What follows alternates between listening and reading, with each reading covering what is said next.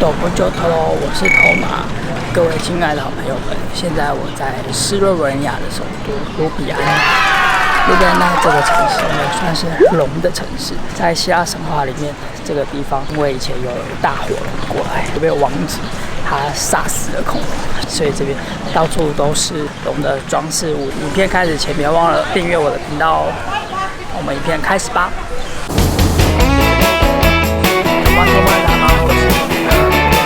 其实我自己搭过，基本上是拍出来的温泉。待会我们就要去爬271阶梯，现在通爬的位置呢是在。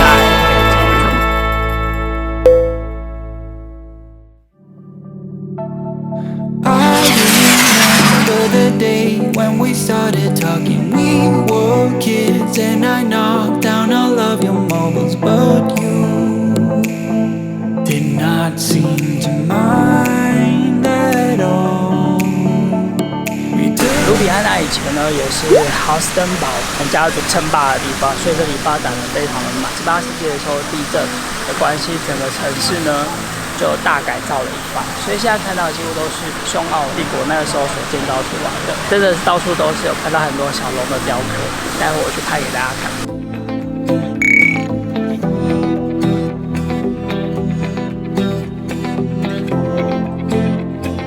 三龙桥呢是介于新城区跟旧城区之间来往的一个桥梁，因为以前只有一座，不过后来因为不复使用，所以又另外盖了2座。最古老的当然就是中间这一座。刚看到的一个雕像呢，这边当地最有名的诗人，该诗人的上面的是缪斯女神。当他缺少灵感的时候，他就会祈求缪斯女神。国歌都是用他这个诗人所做，跟别的国家有点不太一样。广场上面树立的雕像可能是国王，不过呢，这边当然是诗人。这边很热闹，大家都沿着2个河畔午餐，这里实在是非常美丽。我们再往下走。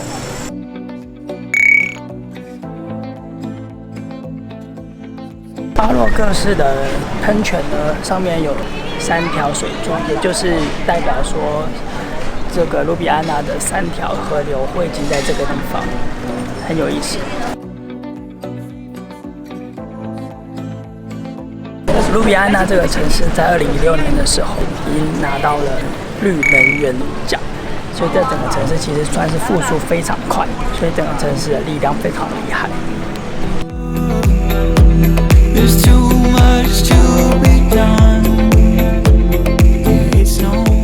居民相信圣尼古拉能保护人民免受洪灾水患之苦，在旁建立了教堂。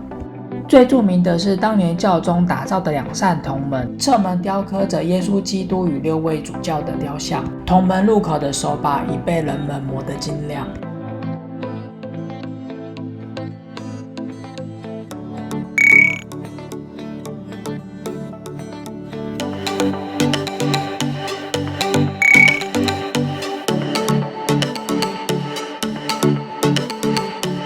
在我身后是卢比安娜最重要的地标龙桥，在以前呢有4座青铜做的龙就矗立在这边，其他旁边的小楼都是瓦斯灯。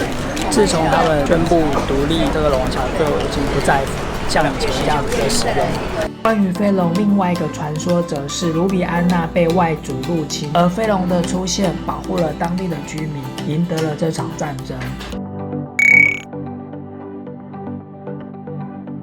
我们已经上来卢比安娜城，这里面呢以前也是监狱，同时也是皇族贵沙门在这边生活的一个地方。不过现在已经变成一个观光的一个景点，就变像一个公园一样。刚刚看到整个地方呢还有军事的堡垒，卢比安娜真是很棒的城市。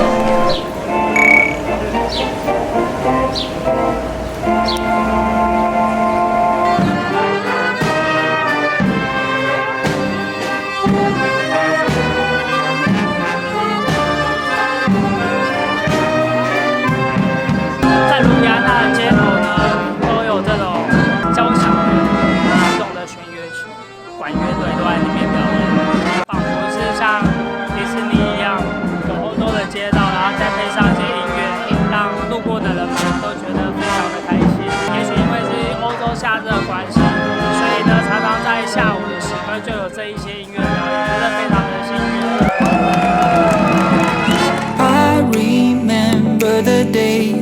started talking, we were kids, and I knocked down all of your mobiles, but you did not seem to mind at all.